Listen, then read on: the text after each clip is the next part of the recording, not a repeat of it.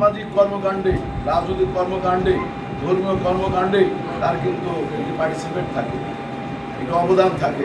তাই আজকে যে অনুষ্ঠানটা আপনার উপরে দোতলায় আপনার ভিত্তি স্থাপন দিবেন। তো আমি আজকে আমি এই ভিত্তি স্থাপনের জন্য আমি ব্যক্তিগতভাবে 20,000 টাকা আমি ইনশাল্লাহ সহায়তা করছি। পাশাপাশি আমি এখানে 3 লক্ষ টাকা মানে দেওয়ার একটি প্রতিশ্রুতি দিচ্ছি যে আমি 3 লক্ষ টাকা আমি এখানে ইনশাল্লাহ এখানে আমরা যারা আছি, আমরা এখানে আরও নেতৃবৃন্দ আছে, আমার ছোট ভাই মিনাজ আছে, মামুন আছে, পবন আছে, আমাদের দলীয় নেতৃবৃন্দ। তো তারা যেহেতু উপস্থিত হয়েছে, আমরা আলোচনা করে আমরা এখানে 3 লক্ষ টাকা দেওয়ার ইনশাল্লাহ আমরা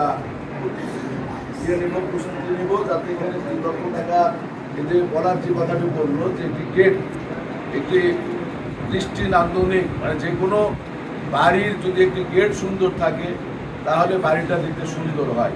তাই এখানে যেহেতু এই মানে একটা মাদ্রাসা, এই মাদ্রাসার গেটটা যদি আপনারা সুন্দর করতে পারেন, এই রাস্তা দিয়ে অনেক ধর্মীয় মানুষ চলাফেরা করে, অনেক দানবীর মানুষ যাতায়াত করে।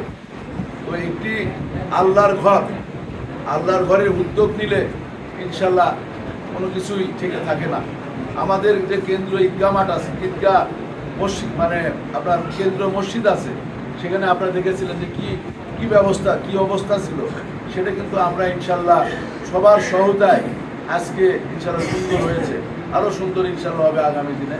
তা আল্লাহর ঘর ঠিক থাকে না, এখানে সবার সহায়তায় শুরু করলে ইনশাল্লাহ সেটা শেষ হবেই। তা আপনারা যেহেতু 2006 সালে শুরু করেছিলেন, তখন এই জায়গাকে কিন্তু একটা অন্যভাবে চিনত যে খেপার গাছ।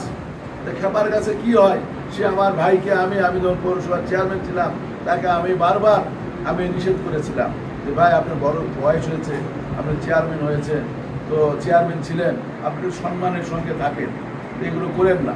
তো সে আমাকে মাঝে মাঝে ওয়াদা দিত। তো যখন এই প্রতিষ্ঠানটা হয়েছে তখন কিন্তু সে আর এখানে আর আসে নাই। এখানে মাঝে মাঝে দেখেছি এই আপনাদের অনুষ্ঠানে কিন্তু সে এসেছে, অনুষ্ঠানে উপস্থিত হয়েছে, এবং তারপর থেকেই সে তার যে কর্মকাণ্ড ছিল সেই কর্মকাণ্ডগুলো বাদ দিয়েছে। আল্লাহ তাকে বেহেশতে নসিব করুক। সে মারা গিয়েছে, সে আমাদের বড় ভাই ছিল, তাকে আল্লাহ যেন বেহেশতে নসিব করে। তো আমাদের এটা আমরা মনে করি যে এটা আমাদের পারিবারিক একটি প্রতিষ্ঠান। এই পারিবারিক প্রতিষ্ঠান আমি শাহজাহানপুরে যেহেতু 2018 সালে আপনাদের দোয়ায় আমি মনোনয়ন পেয়েছিলাম, তো সেই কারণেই আমি গণসংযোগে গিয়েছিলাম, মাঝে মাঝে যাই। তো ষড়যন্ত্রের কারণে, সরকারের বিগত ষড়যন্ত্রের কারণে হয়তো নির্বাচন করতে আমি পারি নাই, কিন্তু ওই শাহজাহানপুরে অত্যন্ত ধর্মীয় প্রতিষ্ঠান, এখানে আমার যারা শ্রদ্ধেয় নেতৃবৃন্দ মুরব্বীরা শাহজাহানপুরে যদি যেয়ে থাকে, সেখানে কিন্তু বড় বড় ধর্মীয় প্রতিষ্ঠান আছে, মানে অনেক বড় বড় ধর্মীয় প্রতিষ্ঠান, তারা কিন্তু নিজেদের উদ্যোগেই সেগুলো পরিচালনা করে। তাই আমরা মনে করি এটা আমাদের একটি মানে পারিবারিক প্রতিষ্ঠান। এই প্রতিষ্ঠানে আমরা সবাই এখানে যারা উপস্থিত আছে এবং যারা সামনের কাতারে আছে, তারাও ইনশাল্লাহ সহায়তা করে। আমি একদিন এখানে মিটিংয়ে এসেছিলাম, দেখলাম আমার জয় ভোগা, তারপরে এই চাকলার, তারপরে উনচুরকির অনেক মুরব্বী, মেদিনীপুর অনেক মুরব্বীরা এখানে উপস্থিত হয়। আমাকে খুব ভালো লেগেছে। এখানে মাঝে মাঝে খাওয়া দাওয়া হয়, তো আমরাও এখানে খাওয়ার ব্যবস্থা করি। তো অবশ্যই ইনশাল্লাহ আমাদের সহায়তা থাকবে, সার্বিক সহায়তা থাকবে, শুধু একদিনের জন্য না, যে আমি যে আজকে এখানে এসেছি, আজকে আমাদের সার্বিক ইনশাল্লাহ সহায়তা থাকবে। সবাইকে ধন্যবাদ। আসসালামু আলাইকুম।